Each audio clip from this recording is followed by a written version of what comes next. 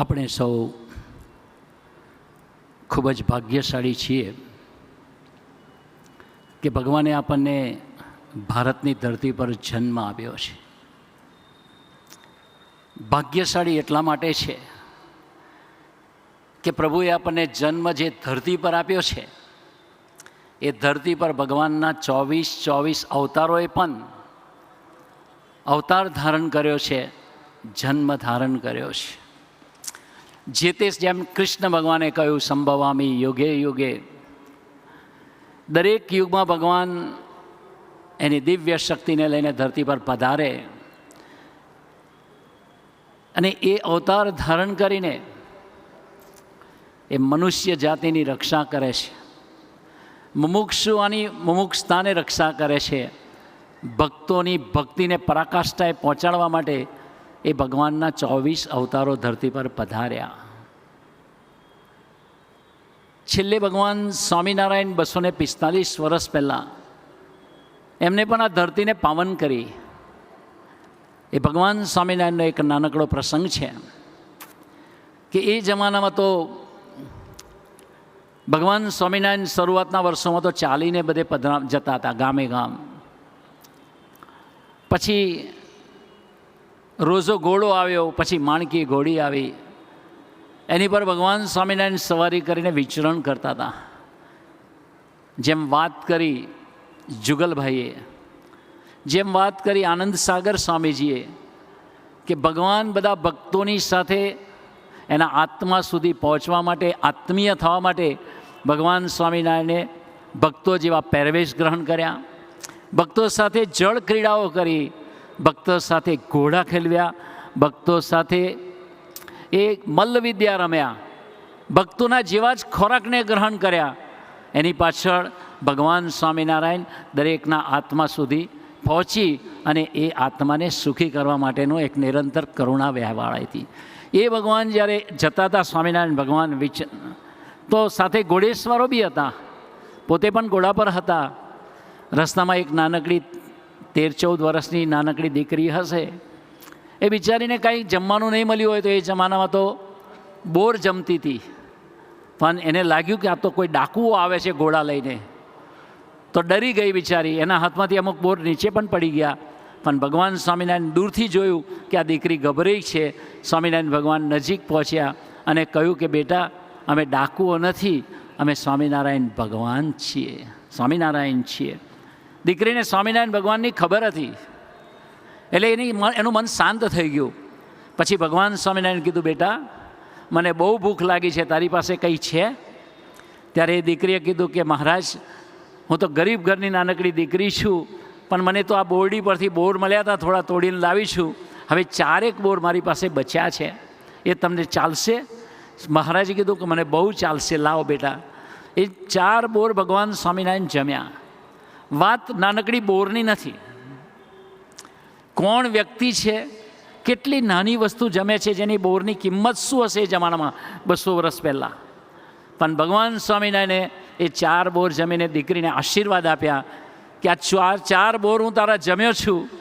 તો ભારતીય સંસ્કૃતિના 4 પુરુષાર્થ છે: ધર્મ, અર્થ, કામ અને મોક્ષ. એ 4 મોક્ષ બેટા તારા જીવનમાં સિદ્ધ થશે. ધર્મ એટલે ઇન્દ્રિયો અંતઃકરણનો શુદ્ધ સ્વધર્મ. અર્થ એટલે આપણા જીવનમાં જે કાંઈ વ્યવહાર ચાલે છે, દ્રવ્ય કહેવાય, ધન કહેવાય, મોનેટરી સિસ્ટમ કહેવાય, ઇકોનોમિક સિચ્યુએશન કહેવાય, પોઝિશન કહેવાય, એ અર્થ. ત્રીજું છે કામ. કામ એટલે ડિઝાયર્સ, અને તે પણ ભગવાન જ્યારે કામના આશીર્વાદ આપે એનો મતલબ લસ્ટ નથી. ભગવાન જ્યારે આશીર્વાદ આપે, કામ એટલે ભગવાન તરફ યાત્રા કરવા માટે એ જે મનની અંદર ભાવ જાગે એ ઈચ્છાઓ. અને ચોથું ભગવાન સ્વામિનારાયણે કીધું મોક્ષ. આ 4 વસ્તુ 4 બોરની સામે ભગવાન સ્વામિનારાયણે બક્ષિસમાં આપી. તો આપણે વિચાર કરીએ કે એ ભગવાન કેવા હશે એમ. તો એ બોરની સામે એમને પોતે કલ્યાણ આપ્યું. જેમ આગળ વાત કરી કે ભગવાન સ્વામિનારાયણે આપણી સાથે સુખી કરવા માટે એમને પોતે વરદાનો આપ્યા. મનુષ્યને શું જોઈએ છે? 4 વસ્તુ જોઈએ છે. તનથી સુખી થવાનું છે, મનથી સુખી થવાનું છે, ધનથી અને આત્માથી. પણ એ 4 વસ્તુમાં સુખી થવામાં કોઈ વ્યક્તિને નડતું હોય તો કોઈ પણ જીવના 2 રોગ છે. એક છે વાસના, બીજું છે સ્વભાવ અને ત્રીજું છે એનું પ્રારબ્ધ, મૂળું કર્મ. એ 3 વસ્તુ જ્યાં સુધી વ્યક્તિના જીવનથી જાય નહીં ત્યાં સુધી વ્યક્તિ સુખને ન પામે, શાશ્વત શાંતિને ના પામે. આગળ જુગલભાઈ પ્રેઝન્ટેશનમાં વાત કરી એમ અબજોપતિ માણસોએ મળતી વખતે કીધું છે કે હું આટલા બધા પૈસા હોવા છતાં એ સુખી નથી. એવા ઘણા બધા છે, પણ આપણે વાત એટલી કરવી છે કે પ્રભુએ આપણને સુખી કરવા માટે સ્વામિનારાયણ ભગવાને પહેલું વાત કરી કે કરોડ વીછીનું દુઃખ મને આવો, મારા હરિભગતને એક વીછીનું ના આવો. કેટલી બધી કરુણા કહેવાય. 7 દુકાળ સતત પડશે અને કદાચ તમારે ભિક્ષા માગવાની થશે અમારા ભક્તને, તો એ ભિક્ષા પાત્ર હું રાખીશ, હું ભિક્ષા માગીશ, પણ અમારા હરિભગતને ભીખ નહીં માગવા દઉં. ભગવાન સ્વામિનારાયણને વરદાન આપી લે ત્યારથી આજ સુધીમાં સ્વામિનારાયણનો એક હરિભગત ભિખારી નથી. એક હરિભક્તને કોઈની પાસે હાથ લાંબો કરવો નથી પડ્યો. એ 240 વર્ષ પહેલાં જે આશીર્વાદ આપ્યા, પણ એની સામે એમને ભગવાનના અનન્ય આશરાની વાત કરી. એથી વિશેષ ભગવાન સ્વામિનારાયણે બીજું વરદાન આપી દીધું કે ભાઈ 7 દુકાળ પડશે, અન્ય દાંતે તો વેર નહીં થવા દો. એ એક રોટલા માથે લીધા. બીજું કીધું કરોડ વીછીનું દુઃખ મને આવો, મારા હરિભગતને નહીં, પ્રારબ્ધો માથે લીધા. ત્યાર પછીનું ભગવાન સ્વામિનારાયણે કહ્યું એમ બહુ અગત્યનું વરદાન કે આપણે બધા અહીંયા આગળ હજારોની સંખ્યામાં ભેગા થયા છે તો શું કામ આવ્યા છે? તો એક ધાર્મિક ભાવનાથી આવ્યા છે. સુખી, પોતાના આત્માને સુખી કરવાની ભાવનાથી આવ્યા છે. કોઈક સારી વસ્તુ મેળવવા માટે આવ્યા છે અને ગુરુહરિ જેવા પવિત્ર નિસ્વાર્થ પુરુષના દર્શન કરવા માટે આવ્યા છે, જેથી કરીને આપણા આત્માનો મોક્ષ થાય.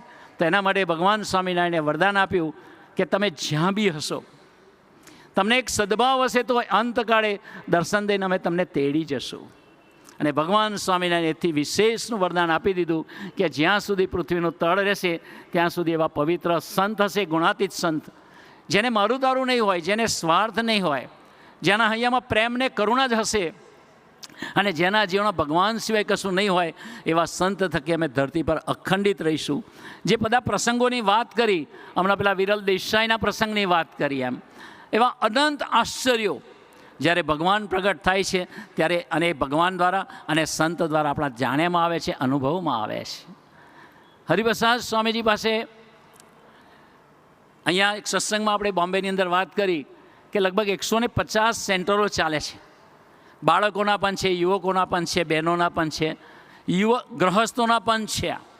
એમ બધી વિંગ્સના દીકરા દીકરીઓનો એક સમાજ આખા બોમ્બેની અંદર પ્રસરેલો છે. તો એક દીકરો સભામાં જતો હશે તો એના સગા સંબંધીને એના પરિવારના લોકોને ગમ્યું નહીં. એ દીકરાને એ લોકોએ કહ્યું કે તું સ્વામિનારાયણના સત્સંગમાં કેમ જાઓ છો? આ દુનિયાને શેનો વિરોધ છે? ક્લબમાં જાય એનો વિરોધ નથી, દારૂ પીવા જાય છે એનો વિરોધ નથી, એડિક્શન કરે છે એનો વિરોધ નથી, નેગેટિવ જીવે છે એનો વિરોધ નથી, પણ તમે સ્વામિનારાયણના સત્સંગમાં કેમ જાઓ છો? તમારે જવાની શી જરૂર છે? એ દીકરાને 25 સગા સંબંધીઓ ભેગા થઈને અડધો પોણો કલાક સુધી ટોર્ચર કર્યો. છેલ્લે દીકરાએ એનું હાસ્ય ગયું નહીં, એને દીકરાએ શાંતિથી બધાને કીધું કે હવે મારી 1 મિનિટની વાત સાંભળો, મેં તમને 30 મિનિટ સાંભળ્યા છે. બધા શાંત થઈ ગયા. ત્યારે એ દીકરાએ કીધું જુઓ, મને તનથી, મનથી ને મારા શરીરની, મારા મનની ને મારા ધનની અને મારા આત્માની જવાબદારી લેનાર કોઈ દુનિયામાં હોય તો એ મને બતાવો, તો હું આ સ્વામિનારાયણમાં જવાનું બંધ કરી દઈશ. બાકી હરિપ્રસાદ સ્વામી મને એવા મળ્યા છે, એ મારા તનની જવાબદારી, મારા મનની જવાબદારી, મારા ધનની જવાબદારી અને મારા આત્માની જવાબદારી લીધી છે. તો આવું તો કોણ લે છે? હરિપ્રસાદ સ્વામી પાસે એક નાનો દીકરો આવ્યો 15-17 વર્ષનો. સ્વામીજીને પૂછ્યું કે તારા મિત્રો કેટલા? પેલો કે સ્વામી 3. સ્વામીજી કે કોણ કોણ? તો કે એક કોઠારી સ્વામીજી, એક ગુરુપ્રસાદ સ્વામીજી અને ત્રીજું નામ બોલતા એ શરમાઈ ગયો. 2-3 વાર સ્વામીજીએ પૂછ્યું કે તારા ત્રીજા મિત્ર કોણ? છેલ્લે સ્વામી કે બોલ બોલ. પછી એ દીકરાએ કીધું કે સ્વામી તમે. ત્યારે હરિપ્રસાદ સ્વામી એક વાક્ય બોલ્યા, એ આપણા માટે આશીર્વાદ છે. હરિપ્રસાદ સ્વામી એવું બોલ્યું કે બેટા, આજથી તું જ સૂઈ જા અને તારા મમ્મી પપ્પાને કે એ પણ સૂઈ જાય. આજથી તારી બધી જ જવાબદારી મારી. તારા કોલેજમાં જવાની જવાબદારી મારે, તારા કોર્સ પ્રોગ્રામ સિલેક્ટ કરવાની જવાબદારી મારે, તારી ગ્રેજ્યુએટ બનાવવાની જવાબદારી મારી, કોલેજ સિલેક્ટ કરવાની જવાબદારી મારી, તને જોબ અપાવવાની જવાબદારી મારી, લગ્ન કરવાની જવાબદારી આપી મારી, તારું આગળનું જનરેશન આવશે એની જવાબદારી મારી, અને છેલ્લે અક્ષરધામમાં લઈ જવાની જવાબદારી પણ સાધુ હરિપ્રસાદની. તો આ કોણ કરી શકે?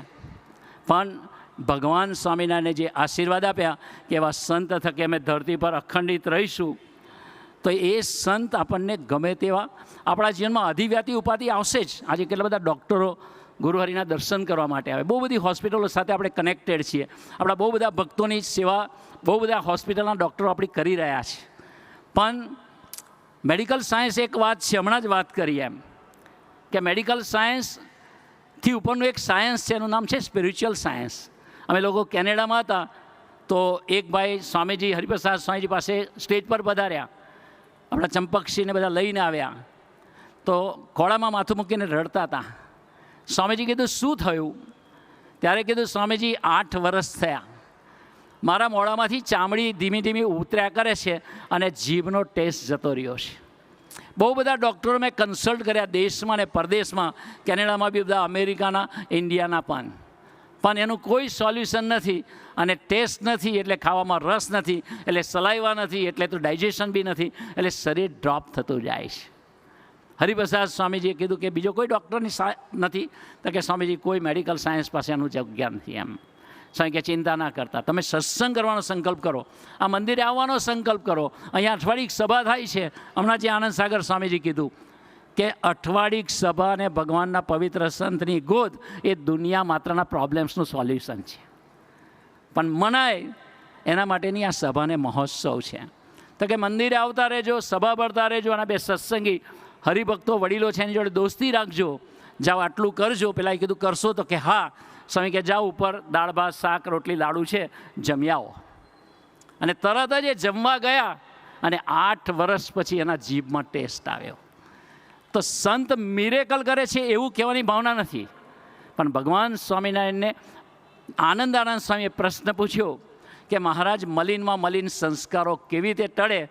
ત્યારે ભગવાન સ્વામિનારાયણે જવાબ આપ્યો કે અતિશય જે મોટા પુરુષ હોય એની જો પ્રસન્નતા પ્રાપ્ત થાય, રાજીપો પ્રાપ્ત થાય, તો ગમે તેવા ભૂડા મલિન સંસ્કારોનો નાશ પામે છે, ગમે તેવા ભૂડા પ્રારબ્ધોનો નાશ પામે છે.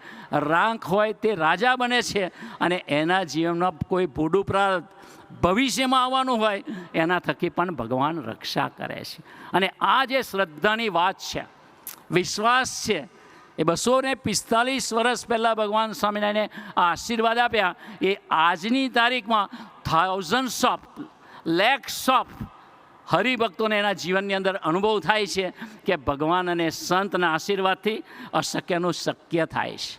અહીંનો જ એક દીકરો નિતેશ 2023ની અંદર એના બંને કાને સંભળાવવાનું બંધ થઈ ગયું. બધું હિયરિંગ એડ્સને બધું લગાડ્યું, ટેસ્ટ કરાયું, કેટલા ENTને બતાવ્યું, 3 ડૉક્ટરોના ઓપિનિયન લીધા, તો કે હવે નહીં સંભળાય, તારા કાનની નસો અંદર સુકાઈ ગઈ છે. તો પ્રભુ સ્વામીજી પાસે આવતો 32 વર્ષનો દીકરો, એનું એક નાનું ટાબરિયું ને મેરિડ, સ્વામીજી પાસે આવ્યો અને સ્ટેજ પર પ્રભુ સ્વામીજીને આ વાત કરી જીતેનભાઈએ.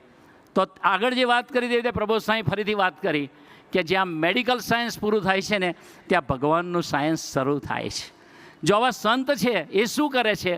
મનુષ્યને પોતાની બુદ્ધિના બળે જીવવાના હેવા છે, એની અંદરથી એ ભગવાનના બળે જીવવા માટે લઈ જવા માટે એમની નિરંતર પ્રયત્ન કરશે. અને જે લિમિટેડ, આપણે લોકોની લિમિટેડ શક્તિ છે, પણ ભગવાનની શક્તિ અનલિમિટેડ છે. જો લિમિટેડ વ્યક્તિઓ અનલિમિટેડના શરણે જાય તો એના જીવનમાં કોઈ પ્રોબ્લેમ્સ ના રહે. પ્રભુ સ્વામીજીના કાનમાં જઈને કે સ્વામિનારાયણનું ભજન કરશો? તો કે હા સ્વામી કરું. તો પ્રભુ સ્વામીના બંને કાનમાં સ્વામિનારાયણ સ્વામિનારાયણ બોલ્યા. પછી કે આ કાનમાં નથી સંભળાતું? કે આ કાનમાં. એ જ સેકન્ડથી બંને કાનમાં સંભળાવવાનું ચાલુ થઈ ગયું.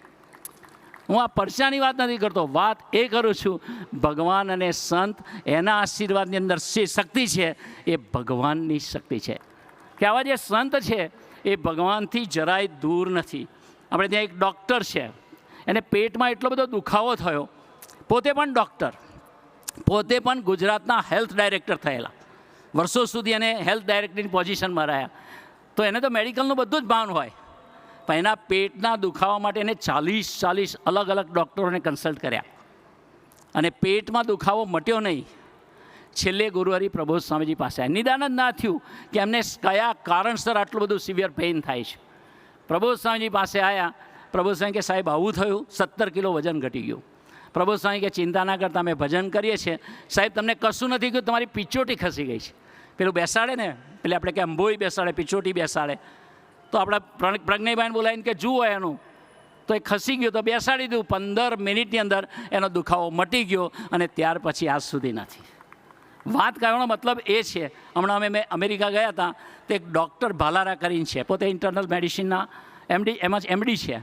એની ડોટર 2.5 વર્ષની, પણ એને મિલ્ક પ્રોડક્ટની એલર્જી હતી અને એ એલર્જીના કારણે એ બાળક બિચારું દૂધની કોઈ વસ્તુ જમી નહોતું શકતું. બહુ જ આખું શરીર પર બધા ધીમચા થઈ જાય અને હેરાન થઈ જાય. ગુરુહરિ પ્રબોધ સ્વામીને વાત કર્યું, નાનું બાળક અને મિલ્ક પ્રોડક્ટ વાત કરો એટલે કયું ફૂડ રહે, અને અમેરિકામાં તે બી પ્રબોધ સ્વામીને વાત કરી. પ્રબોધ સ્વામી આવું છે કે દયા કરવી પડે. ગુરુહરિ આંખ બંધ કરી સ્વામીજીને સંભાળ્યા અને ખાલી આમ ડોકું હલાવીને એટલામાં એક મિલ્ક પ્રોડક્ટની એલર્જી જતી રહી. પોતે ડૉક્ટર હતા.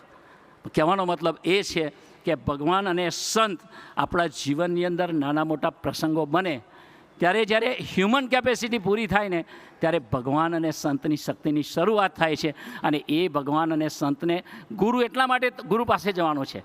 વ્યક્તિ પૂજા કરવા માટે ગુરુ પાસે નથી જવાનું, ગુરુના આશીર્વાદ લેવા માટે જરૂર છે, ગુરુના માર્ગદર્શન માટે જવું છે, ગુરુ આપણને ભગવાન તરફ યાત્રા કરાવે એના માટે જવાનું છે. પણ આવા ગુરુ સમર્થ મળ્યા હોય તો એ ખરેખર ભગવાન તરફ યાત્રા કરાવે છે.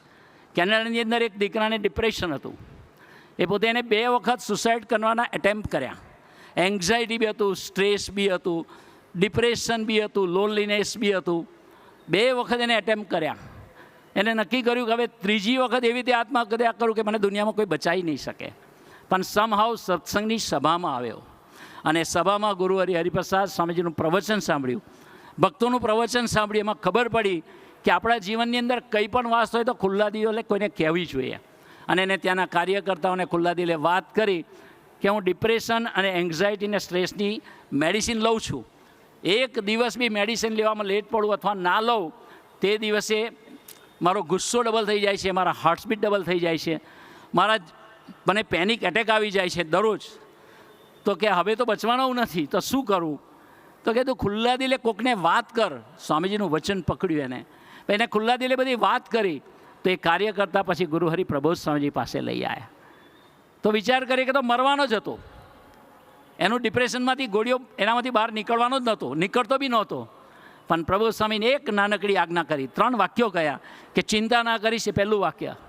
બીજું, તું બી ભજન કરજે, તારા માટે અમે ભજન કરીશું. અને 3જી વાત કરી, આ સુહૃદ સ્વામી જે સેવા આપે ને એ સેવા કરતો રહેજે, તારું ડિપ્રેશન જતું રહેશે. અને સુહૃદ સ્વામીને કીધું પ્રસંગો બધા શોધીને લખવાના છે અને આ ગુરુભક્તિ મહોત્સવ છે, તું એ કર. એ દીકરાએ પ્રસંગો શોધવાનું ચાલુ કર્યું, લખવાનું ચાલુ કર્યું, વિચારવાનું ચાલુ કર્યું. અને જ્યારે ગુરુભક્તિ મહોત્સવ આવ્યો ત્યાં સુધીમાં બધી દવા ધીરે ધીરે ઝીરો થઈ ગઈ અને ગુરુભક્તિ મહોત્સવના દિવસથી 100% એની મેડિસિન બંધ થઈ ગઈ. તો એક સંતનું નાનકડું વચન આપણે માનીએ તો કેટલું બધું દિવ્ય સંત છે. હમણાં જ આનંદ સાગર સાંઈ વાત કરી, એમના હાથ નીચેથી અત્યારે એમનું એટલું બધું સચોટ માર્ગદર્શન છે. આધ્યાત્મિક રીતે પણ બહુ સરસ માર્ગદર્શન આપે છે અને સ્ટડીઝમાં પણ કાઉન્સિલિંગ એટલું સરસ કરે છે. આપણે આત્મી વિદ્યાધામની અંદર અસંખ્ય દીકરાઓ દર વર્ષે PhD થાય છે, દર વર્ષે માસ્ટર્સ ડિગ્રી કરે છે. એમાંના એક દીકરાને કેનેડા જવું હતું. તો એના પહેલાં તો સ્કોર નહોતો આવતો, એના આશીર્વાદ લીધા. સ્કોર આવ્યો IELTSનો, પછી એડમિશન નહોતું મળતું, એના આશીર્વાદ લીધા, પછી વિઝાના આશીર્વાદ લીધા. બધું થઈ ગયા પછી એને જવાનું થયું ત્યારે એ દીકરો ચિંતામાં પડ્યો. પ્રબોધ સ્વામી ત્યાં હાજર નહોતા. એને ચિંતા થઈ કે હવે હું કેનેડા જઈશ તો અહીંયા આત્મીય વિદ્યાધામની અંદર તો મને કેટલું બધું સરસ સંઘ છે કે સંતો બી સરસ છે, હરિભક્તો શરદભાઈને બધા, ચિરાગભાઈને બધા બહુ સરસ છે, મિલનભાઈને બધા.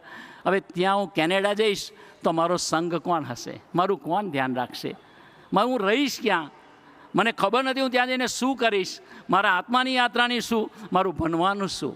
આ વિચારે ચડ્યો. પણ રાતના એ ભજન કરી ઠાકોરજી અને પ્રબોધ સ્વામીજીને સંભાળીને ભજન કરીને સૂઈ ગયો. રાત્રે પ્રબોધ સ્વામી દર્શન આપ્યા. પ્રબોધ સ્વામી કે બેટા શું છે? તો કે હું ત્યાં જઈને શું કરીશ?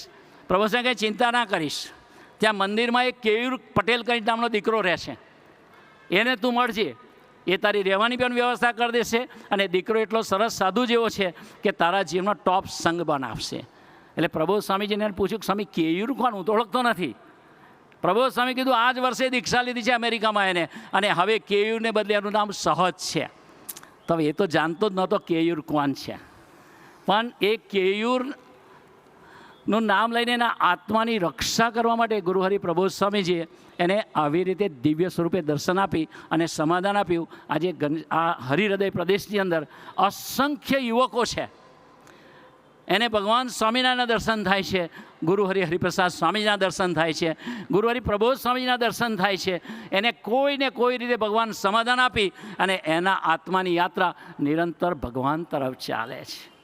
ન્યૂઝીલેન્ડની અંદર એક અમિતભાઈ કરીને ભગત છે, એ પોતે ઓકલેન્ડમાં રહે છે, પણ ન્યૂઝીલેન્ડમાં અલગ અલગ ડિસ્ટન્સમાં એના બધા બિઝનેસીસ છે. તો એક દિવસ સ્વામીજી પ્રબોધ સ્વામી એને દર્શન આપ્યા સ્વપ્નમાં. પ્રબોધ સ્વામીને કીધું કે શું સ્વામીજી આજ્ઞા છે. પ્રબોધ સ્વામી કે આ જગ્યાએ તારું એક ટાઉનનું નામ લીધું, 5 કલાક દૂર છે ઓકલેન્ડથી, ત્યાં આગળ એ ટાઉનની અંદર તારો જે બિઝનેસ ચાલે છે એમાં જે દીકરો આખો બિઝનેસ સંભાળે છે જનરલ મેનેજર જેવો, એનું તું ધ્યાન રાખજે. એટલે કીધું સ્વામી શું ધ્યાન રાખું, મને તો વિશ્વાસ છે એની પર. પ્રબોધ સ્વામી કંઈ ના કહ્યું. બીજી વખત અઠવાડિયા પછી દર્શન આપીને કીધું કે એ ચોરી કરે છે એનું ધ્યાન રાખજે, તો પણ એને વિશ્વાસ ના આવ્યો. ત્રીજી વખત ગુરુહરિ પ્રબોધ સ્વામીજી ગરમ થઈને કડક થઈને કીધું કે તું રૂબરૂ જા, બહુ મોટી ચોરી કરે છે. પછી એ હરિભગત તાત્કાલિક ઓકલેન્ડથી સ્પોટ પર ગયા, ત્યારે ખબર પડી કે એ દીકરાએ $60,000 ચોરી કરી હતી. તો એના સ્ટોરની અંદર ચોરી થાય છે, એનું ધ્યાન ગુરુહરિ પ્રબોધ સ્વામીજી રાખતા હોય, રાખે તો છે, પણ દિવ્ય સ્વરૂપે એને ઇન્ફોર્મ કરતા હોય. તો વિચાર કરીએ કે પોતાના આપણા સ્ટોરનું ધ્યાન એક રાખતા હોય તો આપણા આત્માનું કેટલું ધ્યાન રાખશે. એટલે સ્વામીજીના ચરણોમાં પ્રાર્થના કરવી છે કે ભગવાન સ્વામિનારાયણે કીધું કે અંતકાળે દર્શન દઈને તેડી જઈશ, અને ભગવાન સ્વામિનારાયણ ટાઈમ આપીને પણ તેડવા આવે છે. ગુરુહરિ પ્રબોધ સ્વામીજીના લાઈફમાં અમે બધા રોજબરોજના પ્રસંગો જોઈએ છીએ કે એમને બધા પ્રાર્થના કરે છે કે આ રીબાઈ છે, દાદા હોય, બા હોય, ઉંમર થઈ હોય, તકલીફ હોય, શરીરના ઓર્ગન્સ બધા ખલાસ થઈ ગયા હોય, મલ્ટિપલ ઓર્ગન્સ ફેલિયર હોય, બધું ઘણું બધું હોય. પણ પ્રબોધ સ્વામીજીને કેમ તો ઓથેન્ટિક કે અમે ઠાકોરજીને પ્રાર્થના કરીશું, અને એમને કહેજો કે મને ગોદમાં બેસાડે. પ્રબોધ સ્વામી ટાઈમ આપે ને એ પ્રમાણે ભગવાન એને તેડી જાય છે. આનંદની અંદર સ્વામીજી એક જણને કહ્યું કે તું આજે તારા ફાધરને બપોરે 1 વાગે ભગવાન સ્વામિનારાયણ અને યોગી મહારાજ તેડવા આવશે. એટલે પેલો કે હજુ તો હોસ્પિટલમાં જરૂર છે, પણ ડૉક્ટર તો હમણાં ડિસ્ચાર્જ આપે છે, ઇમ્પ્રૂવ થઈ ગઈ છે તબિયત, 12 વાગે ડિસ્ચાર્જ આપવાનો. અને સ્વામીજી કહે છે 1 વાગે ભગવાન તેડી જશે. તો મનાતું નહોતું, છતાંય ડિસ્ચાર્જના પેપર્સને બધું તૈયાર કરાવતા વાર લાગી. તો 12:45 વાગે 12:45 એના ફાધરને છાતીમાં દુખ્યો, અને એક્ઝેક્ટ 2 મિનિટ બાકી હતી ત્યારે ફાધર બોલ્યા કે ભગવાન સ્વામિનારાયણ અને યોગીજી મારા સાક્ષાત મને તેડવા માટે આવ્યા છે, અને હું હવે અક્ષરધામ જાઉં છું. આજે છે કે જીવતા આપણે મિલિયનર થાય, બિલિયનર થાય, બિઝનેસમેન થાય, સાયન્ટિસ્ટ થાય, લીડર્સ થઈએ, બધું જ આપણે કરી શકીએ, પણ અંતકાળે આપણા આત્માની કોઈ જવાબદારી લે ને તો ગુરુહરિ પ્રબોધ સ્વામી જેવા સાધુ લે છે કે જે આપણને અંતકાળે દર્શન દઈને તેડવા આવે છે. આપણે કદાચ બીજું સાધન કરીએ કે ના કરીએ, પણ આ સભામાં બેઠા ને એ જ આપણું સાધન છે, અને આ દર્શન થયા ને એ જ સાધન છે. એટલા માટે ભગવાન સ્વામિનારાયણ કીધું કે અંતકાળે સંતોને સંભાળજો, અને જો એ સ્મૃતિ થઈ આવશે અને ભગવાન તેડવા આવશે ને જીવનું અતિશય રૂડું કરશે, તો પ્રબોધ સ્વામીજીના ચરણો પ્રાર્થના છે. અમે ગઈ સાલ શિકાગો હતા, તો એ કુણાલભાઈ કરીને ખરી વખત એનો પ્રસંગ શેર કરતા હતા. એને કીધું મારા ફાધરને લાસ્ટ સ્ટેજનું કેન્સર હતું, પણ એવું હતું કે સ્વામીજી તો સ્વધામ પધાર્યા, હવે મારા ફાધરના શરીરનું મેડિકલી તો કશું થાય એવું નથી, પણ હવે એના આત્માને પ્રભુ ધામમાં કોણ લઈ જશે. પછી એને ફોન કર્યો પ્રબોધ સ્વામીજીને, વાત કરી કે પ્રબોધ સ્વામી જોડે વાત કરો. પ્રબોધ સ્વામી જોડે વિડીયો કોલ પર વાત કરી. પ્રબોધ સ્વામી કે પપ્પાને પૂછી જુઓ, અને પપ્પાને પ્રબોધ સ્વામી ડાયરેક્ટ પૂછ્યું કે તમારે ધામમાં જવું છે? તો કે હા સ્વામી, જો લઈ જાઓ તમે તો મારે જવું છે, બાકી નથી જવું. પણ એને 4 વાત કરી કે સ્વામી જ્યારે પણ તમે તેડવા આવો ત્યારે મારો એના પત્ની હાજર રહેવા જોઈએ, એનો દીકરો હાજર રહેવો જોઈએ, દીકરાની વાઈફ હાજર હોવી જોઈએ અને એની દીકરી હાજર હોવી જોઈએ. પ્રભુ સાંઈ કે જાઓ 2 દિવસ પછી 2 દિવસની અંદર ભગવાન સ્વામિનારાયણ અને હરિપ્રસાદ સ્વામીને પ્રાર્થના કરીશું, એ તેડી જશે. 2 દિવસ થયા, 3 તો હાજર હતા, પણ એ દીકરાની વાઈફ ઇન્ડિયા હતી. પણ એ જ ટાઈમે એનો વિડીયો કોલ આવ્યો. એના સસરા જોડે વાત કરીને બધું થયું. ત્યારે એના પપ્પાને કહ્યું કે પપ્પા હવે આંખ તો મલકારો બંધ કરો. ત્યારે એના ફાધરે એને ધક્કો માર્યો કુણાલને અને કીધું કે હરિપ્રસાદ સ્વામી અને આ પ્રભુ સાંઈ મને તેડવા આવ્યા છે, માટે તું વચ્ચેથી ખસ. અને વચ્ચેથી ધક્કો માર્યો અને પછી કીધું હવે હું સ્વામીજી સાથે અક્ષરધામ જાઉં છું. આંખ બંધ કરી અને સીધે પોતે અક્ષરધામ સીધા આવ્યા. આ વાત એટલા માટે છે કે આ દુનિયાની અંદર સુખી થવા માટે અને આત્માથી સુખી થવા માટે, મનથી સુખી થવા માટે, પ્રારબ્ધથી છુટકારો મેળવવા માટે અને આત્માને પરમ શક્તિમાં લઈ જવા માટે, પરમ ગતિમાં લઈ જવા માટે, પરમધામને વિશે લઈ જવા માટે ભગવાન અને સંત અનિવાર્ય છે. અને એવા સંત આજે આપણી પાસે આટલું મોટું ભાગ્ય છે કે આપણે એવા સંતની ગોદમાં અને એના સાનિધ્યમાં બેઠા છીએ, તો એમના ચરણોમાં પ્રાર્થના કરવી છે. આપણા જીવનમાં કોઈ ચીજ નરી ઉદાસત્વ છે, નરી સહજ અવસ્થા છે. હુંહાટો જોવામાં આવે નહીં, હુંહાટાને શોધી ના શકીએ. અહમની બદબુ નથી. નિરંતર પ્રભુમાં છો, નિરંતર કરુણા વરસાવો છો, નિરંતર હજારો ચૈતન્યને એકસાથે ભગવાન તરફ યાત્રા કરાવો છો. તો આજે અમને એવા બળબુદ્ધિને શક્તિ આપજો કે અમે પણ આપની ગોદમાં રહેતા રહેતા, આપના વચનને પાડતા પાડતા, આપની સ્મૃતિ કરતાં કરતાં, આપના આશીર્વાદથી અમે પણ તન મન ધનથી તો અમારે કહેવાની જરૂર નથી કે તમે એમને સુખી કરશો. એમને પહેલાં જ એશ્યોરન્સ આપી દીધું છે. પણ અમારા આત્માની યાત્રા પણ નિરંતર ભગવાન તરફ ચાલતી રહે, આપના તરફ ચાલતી રહે, એવા બળબુદ્ધિને શક્તિ અમને સૌને આપો. એ જ પ્રાર્થના સહજાનંદ સ્વામી મહારાજની છે.